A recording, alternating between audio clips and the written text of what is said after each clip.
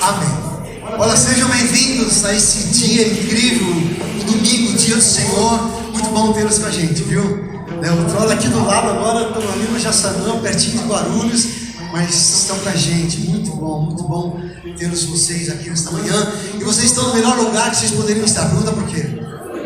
Ah, sim não, pergunta gritando. Por quê? Um lugar que ama Deus, conecta pessoas, compartilha a fé. Se você está nessa proposta, essa visão, aplauda o Senhor mais uma vez. Que você se superta, se desenvolve bem. Eu convido vocês a acompanhar essa leitura desse texto.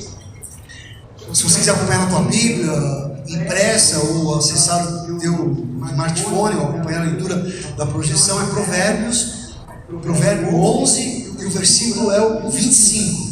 Diz assim: o generoso prosperará. Repita comigo: o generoso prosperará. Vou continuar lendo. Quem dá alívio aos outros, alívio receberá. Vem comigo: quem dá alívio aos outros, alívio receberá. Feche seus olhos mais uma vez. Senhor, muito obrigado pela tua palavra. Ela é eficaz, poderosa. Nela nós encontramos poder transformador.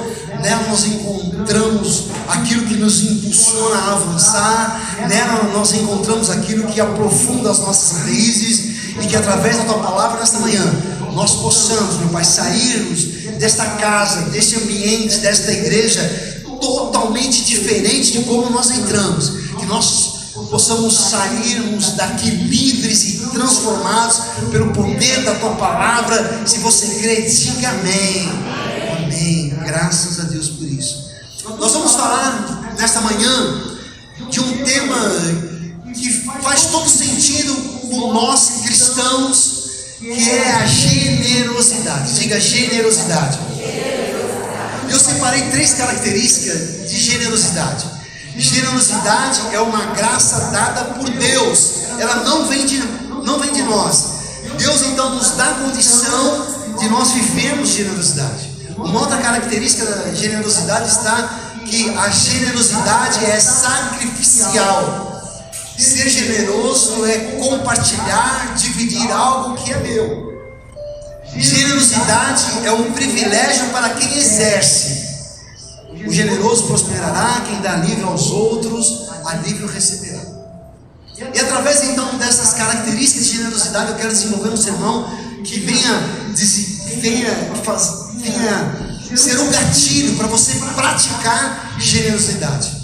Eu quero ler um texto então, ao qual eu vou ter ele como base, Marcos, Evangelho de Marcos, o capítulo 8, o versículo será do 1º ao 10º. Evangelho de Marcos 8, do 1 ao 10º. Diga assim: eu serei generoso. Amém. Creio nisso. Diz assim: naqueles dias, outra vez. Diga em voz alta: outra vez. Para valer agora, vai mais uma vez. Outra vez. Diga outra vez. Eu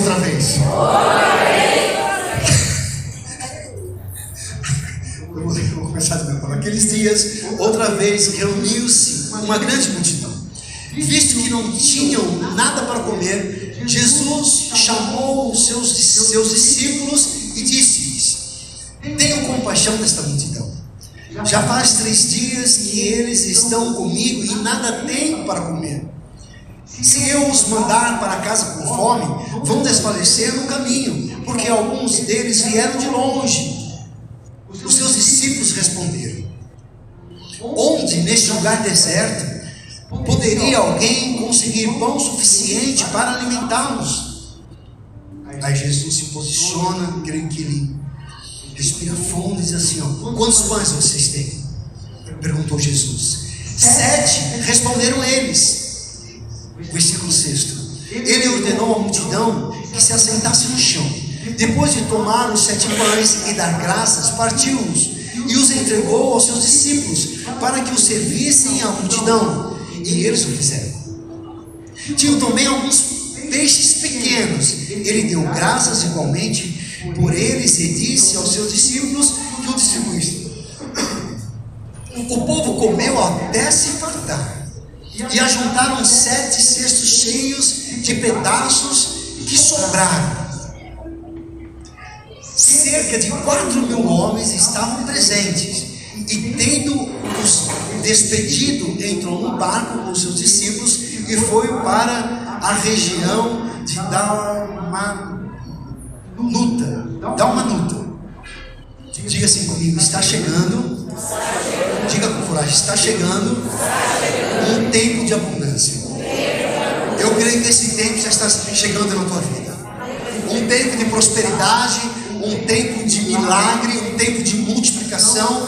E no versículo 1, esse outra vez não é mais uma reunião, não é mais um encontro, não é mais um texto, não é mais uma história.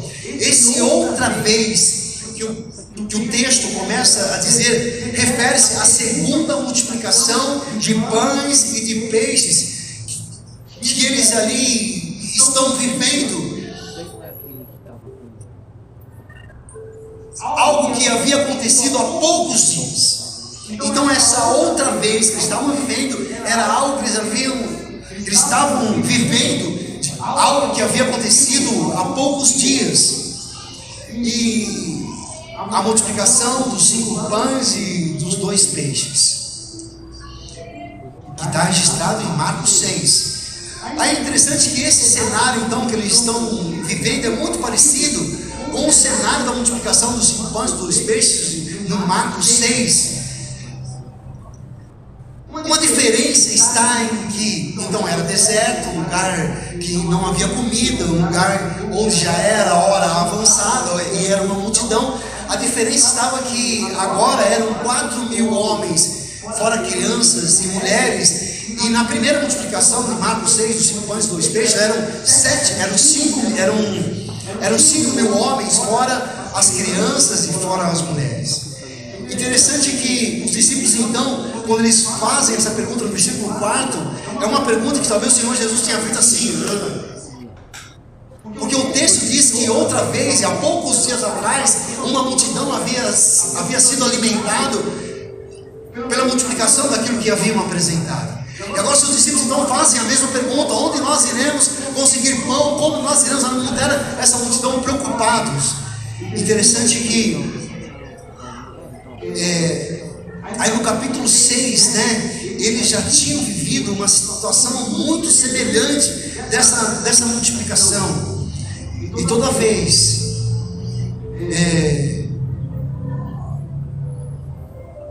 que eles se posicionavam diante do Senhor Jesus, o Senhor Jesus ele tinha uma resposta. Eles já entendiam o que eles estavam pensando ou como eles estavam agindo. E talvez Jesus tivesse pensado: onde foi que eu errei? Poxa, foi esses dias que eles viram a multiplicação, a multidão sendo alimentada, como que de um menino que apresentou os pães e os peixes, a multidão, agora estão preocupados e a condição é a mesma, a situação é a mesma. Poxa vida, será que tudo o que eles viveram não foi o suficiente para agora eles estarem confiantes que eu posso multiplicar, que eu posso fazer um milagre acontecer? E talvez o Senhor Jesus ali estivesse esperando os discípulos diante daquela situação, eles dizendo: bora mestre, agora é questão então da gente viver o que nós vivemos há alguns dias atrás. E ali a situação era mais complicada, porque não eram 4, eram 5.000, não eram 7 pães, eram só 5 pães. Interessante que por vezes eu e você, diante de problemas, que os nossos olhos são insolúveis, nós também nos questionamos: onde está Jesus? Mas Jesus ele está esperando e dizendo: ei, olha para mim, estou pronto para te socorrer. Você de novo, você já esqueceu o que eu fiz ontem? Eu não sei qual é a condição que você está vivendo hoje, porque eu sei que talvez o que você encontre você até desesperado, o que você está vivendo hoje, talvez é a mesma situação que você viveu há poucos dias atrás. Ei, Jesus continua o mesmo, Ele não mudou. Jesus é poderoso para fazer hoje um milagre na tua vida, o que Ele fez há uma semana, há um mês, há um ano, há 3 anos atrás. O Senhor Jesus não mudou, Ele continua sendo o mesmo. Diga assim comigo: Ele pode fazer outra vez. Diga: Ele é generoso. Ele é generoso. Aí Paulo, quando ele escreve as suas cartas, e a carta que foi direcionada aos crentes que estavam em Corinto, que é o texto 2 Coríntios 9, versículo 5, Paulo ele faz uma colocação a respeito de generosidade e a respeito de entrega. Diz assim, ó: assim, achei necessário recomendar que os irmãos os visitem antes e concluam os preparativos para a contribuição que vocês prometeram. Então ela estará pronta com oferta generosa. Diga: oferta generosa. E não como algo dado com avareza. Paulo então, ele está lembrando para eles contribuírem, mas da forma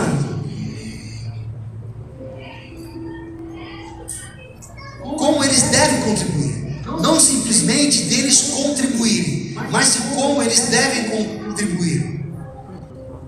Interessante que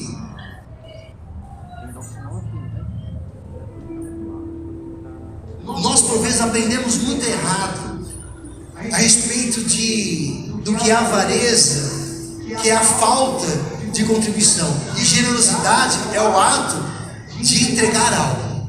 A gente aprende assim: o que é avareza? É não entregar. O que é generosidade? É entregar. Eu posso estar entregando muito para Jesus e para as pessoas, mas sendo avarento. De que forma? Você entrega aquilo que não é sacrificial. Generosidade, uma das características, é sacrificial. É sacrifício, generosidade, é sacrificar. E por vezes então a gente entrega algo, ou na igreja, ou para alguma pessoa, ou servindo até na própria igreja, mas aquilo não lhe custa nada, aquilo não gera em você sacrifício, não gera em você esforço. Você entrega algo que tanto faz como tanto fez. Aí entra num contexto de você ser avarento, que você poderia ter entregado mais, você poderia ter feito mais, você poderia ter se disponibilizado mais e não fez.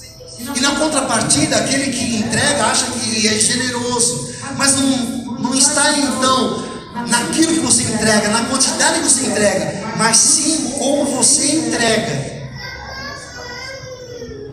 Porque esse crivo de entregar, nós homens não conseguimos medir. E você vê uma pessoa entregando, você não sabe do que ela tem, da disponibilidade que ela tem de entregar. Mas Deus sim, Ele tem a capacidade de medir aquilo que nós entregamos, porque Ele conhece a nossa essência, Ele conhece a nossa raiz, Ele conhece aquilo que está por dentro de nós. Lembra de Jesus observando as ofertas que eram entregadas, e de repente uma viúva, ela entrega, e aquelas moedas chamam a atenção de Jesus. Então não é a quantidade, mas sim a intenção que ela entregou. Então a intenção de entregar se torna generosidade, que é algo que sai de dentro, não é algo superficial. Quem está compreendendo? Diga amém. Sabe, não é quando você entrega, mas é como você entrega. Diga assim: não é o quanto eu entrego. Diga assim: não é o quanto eu entrego, é como eu entrego. Não é sobre dinheiro, é sobre generosidade. Diga: não é sobre dinheiro, é sobre generosidade. Por que então nós devemos ser generosos? Qual o motivo que nos impulsiona a sermos generosos? A nossa generosidade fala. A nossa oferta tem voz no mundo espiritual. Aquilo que entregamos, ela fala. Por vezes eu, quando ministro oferta, eu falo: olha, não é a sua oferta, expresse sentimento. Quem já ouviu falar isso? Expresse sentimento naquilo que você entrega. A forma que você tem entregado o seu tempo, o seu talento e o seu tesouro, fala quem você é. Então a generosidade, ela fala, ela tem voz. Quantos de vocês que poderiam ser generosos no seu tempo, naquilo que é útil? Tem pessoas que vão fazer alguma coisa que é necessário. Por exemplo, no seu trabalho, ela faz em 1 minuto e depois ela gasta 1 hora em conversa fiada. Ou seja, não há generosidade naquilo que ela faz, naquilo que ela tem que produzir. Já reparou que tem pessoas que vão limpar alguma coisa e em 5 minutos ela limpa e fica 3 horas depois no Instagram? Ou seja, não há generosidade naquilo que ela está entregando, no cuidado, naquilo que ela está se movendo para fazer. Aí aquilo que ela entrega, talvez eu possa olhar como uma avareza. Ela entregou 5 e gastou 2 horas naquilo que é fútil. Ou seja, ela se preocupou com a sua alegria, com aquilo que é para ela. Ou seja, a generosidade, ela fala nas suas atitudes, no seu talento. A pessoa tem talento e ao invés dela se disponibilizar ou ser instrumento do talento que Deus já confiou a ela, ela faz coisas que não faz sentido, que não agregam. Ou seja, ela não é generosa no seu talento e no seu tesouro não é diferente. Ela dá aquilo que não faz falta, aquilo que é relevante, ela não expressa o sentimento naquilo que ela oferta. Ou seja, a tua generosidade, ela fala. Talvez nós não conseguimos ouvir, mas Deus ouve a tua generosidade. Engraçado que a generosidade, ela passa por todas as áreas da nossa vida. Por vezes nós achamos que generosidade é ser generoso e trazer mantimento para a igreja. Generosidade é você depositar a oferta ou transferir. Mas generosidade vai muito além disso. Generosidade com as pessoas que estão ao seu lado. Generosidade com aquilo que você está envolvido. Ser uma pessoa que entrega para valer, entrega de uma forma apaixonada. Em Hebreus 11:4, a gente tem um exemplo de generosidade e o que acontece com quem é generoso. Pela fé, Abel ofereceu a Deus um sacrifício superior ao de Caim. Pela fé, ele foi reconhecido como justo quando Deus aprovou as suas ofertas. Embora esteja morto, por meio da fé, ela ainda fala. Percebe então que quando a pessoa entrega algo, ou seja um tempo, ou seja um talento, ou seja um tesouro, aquilo que ela entregou fala, que fica registrado, que não é algo superficial, é algo que gerou dentro dela um prazer, e ela se entregou naquilo que ela iria entregar. Isso é generosidade, ser generoso. Eu não sei como você tem entregado, eu não sei como você tem lançado. O que eu te desafio é: observe se aquilo que você está entregando não é avareza. Você entrega aquilo que te faz falta. Você poderia ter entregado mais, porque o avarento, ele é assim, ele tem, mas ele é assim. Ele pode até dar, mas ele continua assim. O generoso não, ele entrega, ele se sacrifica para entregar.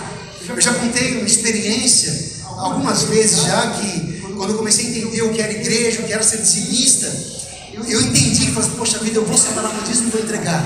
E num determinado momento eu separei um valor que é o dinheiro que eu tinha para comprar um videocassete. Na época ainda quem tinha videocassete podia alugar filme na locadora, na Renata, depois teve uma outra na Paz e Pausa.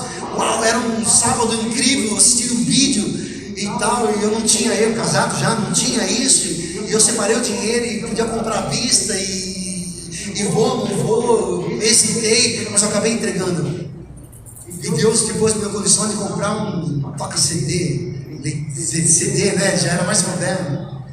Ou seja, generosidade, sabe, você não ficar paralisado naquilo que você vai entregar. Deus tenha não só aquilo que diz respeito a tesouro, mas a talento e também ao seu tempo. Engraçado que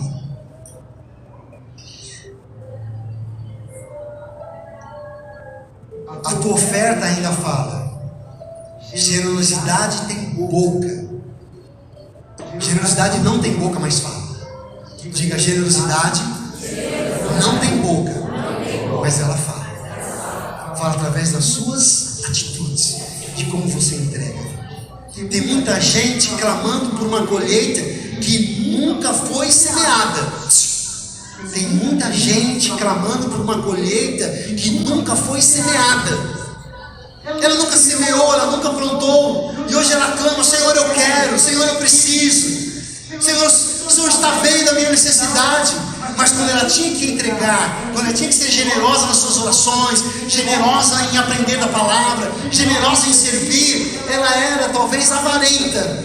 O tempo era o menor, o que ela fazia era o menor. Mas Deus, nessa manhã, Ele estava fazendo com que você abra a tua mente, que você seja generoso naquilo que você for entregar. O único que colhe onde não semeou é Deus. É o único. O único que colhe onde não semeou é Deus. Nós, para colhermos, nós temos que semear. E qual a qualidade? E qual é a qualidade que você semeia? Você semeia de uma forma generosa ou você semeia sendo avarento? Qual a maior generosidade de Deus? Qual a maior generosidade de Deus?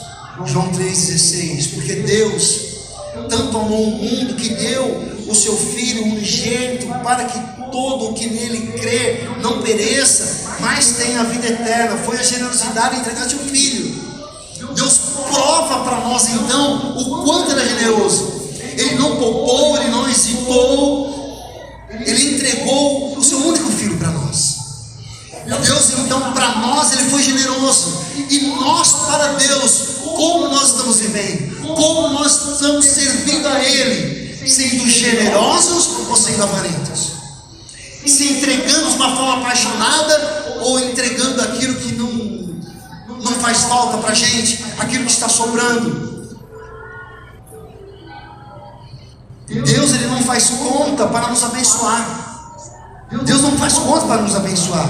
Se Ele fosse dar o que a gente merece, nós viveríamos no vermelho eterno. Porque Deus é generoso. Quando Ele nos abençoa, Ele nos abençoa para valer. Não há avareza naquilo que Deus libera. Tem, Wagner, avareza naquilo que Deus libera? Wagner testemunha de quanto Deus tem sido bom sobre a vida dele e da Carla também. Porque Deus, quando abençoa, Ele não vai medir se você merece, se você fez. Deus, Ele é generoso, mas a gente só vai colher aquilo que a gente se deu. Presta atenção: se você estiver pedindo mais do que você agradece, alguma coisa está errada na sua vida. Quem tem motivo para agradecer? Levante as duas mãos. As duas. Amém. Mas se você estiver pedindo mais do que agradece, alguma coisa está errada na tua vida. Alguma coisa está fora de ordem. Que a pessoa está sempre pedindo, e ela não tem nada para agradecer, ela não abre a sua boca para agradecer. Você já reparou que por vezes nenhum pai aguenta o filho o tempo todo pedindo? Aguenta, Sandra? O tempo todo pedindo. É a roupa, é a comida, é a bebida, é o cabelo, é isso, é aquilo outro. Nenhum pai aguenta o filho o tempo todo pedindo. Só chega perto para pedir. O pai vê o filho chegando e já começa a tremer. Já fala: quanto vai ser agora? Não é assim? O engraçado é que ninguém quer ter um relacionamento com uma pessoa desse jeito.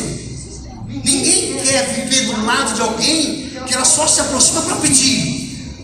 E pede tudo: é roupa emprestada, é resto de comida boa, pede tudo. Ninguém aguenta esse relacionamento. E por que então Deus vai querer um relacionamento assim?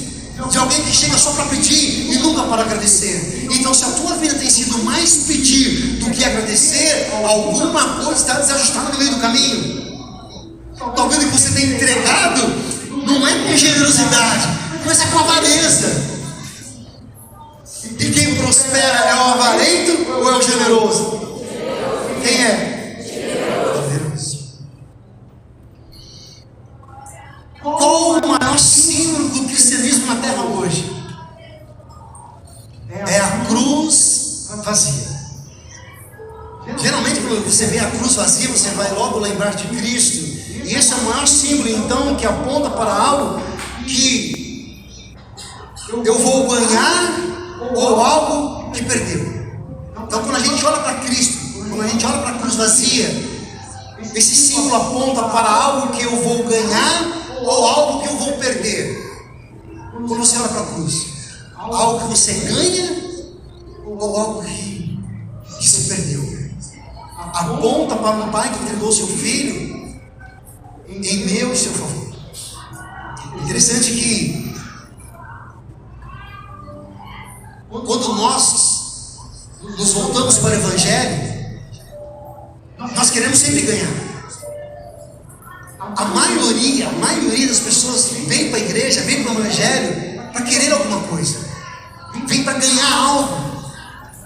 Mas o Evangelho vai além ou na contramão de ganhar alguma coisa. O Evangelho também é sobre perder algo, é sobre perder alguma coisa. Deus ali vendo o seu filho na cruz, a primeira impressão é que ele havia perdido. Jesus na cruz, a impressão de quem estava vendo é que ele havia perdido. Mas ali não estava se perdendo, estava se ganhando. Então o Evangelho tem a ver e faz sentido com aquilo que se perde. Quando temos a oportunidade de vingar por algo, você está com a faca e o queijo na mão para dar o troco. Muitos de vocês já viram essa situação, já viveram essa situação. É agora, na frente de todo mundo, eu desmascaro, eu coloco ele no lugar dele, ela no lugar dela. Aí sabe o que você faz? Você vai e perdoa. Isso é perder para ganhar. Diga, perder para ganhar. Quando temos a oportunidade de cobrar algo que já desgastou, de tanto que nós cobramos, e mandou mensagem, mandou recado e ameaçou, nem tanto, né? Mas você já ligou, eu preciso, eu necessito, já faz 3 anos, você lembra de mim? Naquela época eu tinha para emprestar, hoje estou precisando. Então não tem a ver mais o sentido de você continuar cobrando e pegando pesado. Sabe o que você faz? Você pega e deixa de lado. Aí isso é perder para ganhar. Aparentemente você está perdendo, mas você está ganhando paz de espírito. Porque aquela dívida não te consome mais cada vez que você lembra. Ou seja, é ganhar para perder. Todas as pessoas pediram para caminhar com você 1 milha e você andou 2 com ela. Aparentemente você perdeu, porque você andou muito mais do que deveria andar, mas é perder para ganhar. E todas as vezes que nós somos generosos, nós nos tornamos parecidos com Jesus. Diga comigo, é perder para ganhar. Para valer agora, diga, é perder para ganhar. Vamos voltar para os discípulos agora.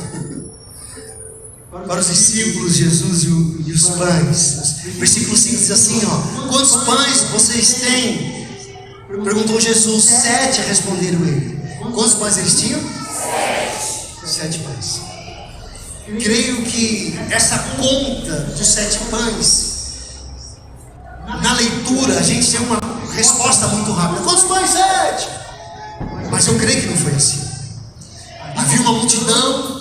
Os seus discípulos talvez um estava próximo, outro mais distante, outro mais distante ainda. E o Senhor Jesus então, quantos pães nós temos? Aí Jesus, tem um aqui. Aí o outro, olha, tem mais um aqui, só que é pequeno. Jesus, aqui tem um grande. E assim então os discípulos foram se movimentando e chegaram até a conta de 7 pães. Só que há um detalhe nesta multiplicação, que a conta que eles chegaram, que os discípulos chegaram foram 7. Mas na realidade, os discípulos, eles tinham 8 pães. Um pão estava escondido na embarcação. Marcos, capítulo 8, versículo 14, diz assim: e os discípulos haviam se esquecido de levar pão, a não ser um pão que tinham consigo no barco. Então depois desse movimento todo da multiplicação, eles saíram em uma viagem. E nesta viagem então, eles Eles esqueceram de pegar os pães dos 7 cestos que sobraram. Eles então sobem no barco e na viagem sobre a embarcação, alguém lembra que nós iremos comer. Aí alguém diz: ei, tem um pão aqui. Mas quando Jesus perguntou quantos pães tinham, esse pão fazia parte do contexto dos pães, que os discípulos sabiam que havia esse pão. Não sei se foi Pedro, que era mais experiente, pescador, e ali então ele deixou aquele pão escondido, guardado. Então a resposta que os discípulos deram foram 7, mas os pães que estavam sobre, ou que os discípulos tinham, eram 8 pães. Diga: não adianta esconder. Para valer agora, diga: não adianta esconder. Jesus acha. Não dá para dizer que os discípulos estavam errados naquilo que eles fizeram, porque eles estavam viajando, a viagem realmente gerava desgaste, eles estavam ali empenhados, acelerados, servindo, viajando de um lado para o outro. E naqueles momentos então eles foram provados, e por vezes, ei, nós também somos provados naquilo que o Senhor Jesus pede para nós. Naquilo que Jesus pede para nós, por vezes nós somos provados e nós entregamos. Mas será que nós entregamos tudo? Ou fica algo escondido? Eles entregaram 7, mas tinham 8. Isso não impediu o milagre. Os 7 pães não impediu o milagre da multiplicação. A pergunta é: até quando você não vai se entregar por inteiro? Milagre, eu sei que você está vivendo, mas Deus quer te levar além dos milagres que você tem vivido, que tem algo maior ainda para Deus fazer sobre a tua vida.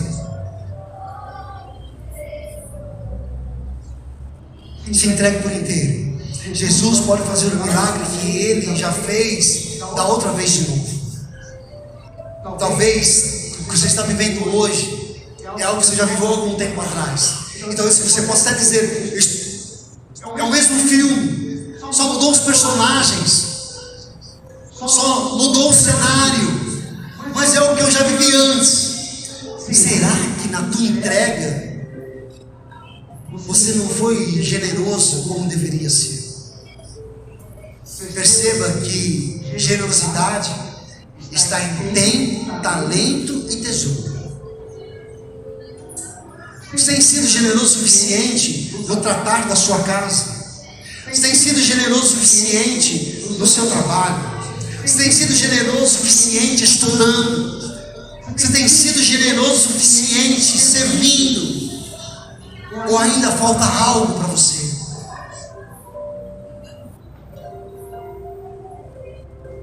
Talvez você se sente tão generoso porque você, faz alguma coisa, trabalha um pouco, cuida da casa um pouco, cuida dos filhos um pouco. Talvez vocês filhos se acham tão generosos porque cuidam um pouco dos seus pais, dos seus avós, mas está faltando algo, e talvez está lá na embarcação escondido. O Senhor Jesus nesta manhã está te convidando a entregar esta única coisa que talvez falta você entregar. Eu já vou terminar. Largue essa mentalidade pequena, medíocre e pobre. Não dá não. Ainda não dá. Dá sim. Dá sim. Dá sim. Dá para servir um pouco mais. Dá para você gastar o seu tempo um pouco mais cuidando daquilo que Deus já confiou na tua mão. Dá-se para você usar mais o talento que Deus colocou nas tuas mãos. Tem pessoas que são talentosas, que estão aqui, mas vivem numa avareza. Em vez de se servirem, de se entregarem, de usar o dom, a saúde, a capacidade que Deus deu a ela para cuidar de pessoas, fica ali, uma vida mesquinha, se preocupa mais com ela do que com quem está ao seu lado. Deus quer te dar uma mentalidade de generoso e te fazer generoso. Diga assim comigo: Deus quer uma mentalidade de generoso e me fazer generoso. Sabe por quê? O generoso prosperará. Quem dá alívio aos outros, alívio receberá. Seja generoso. Generoso. Feche seus olhos.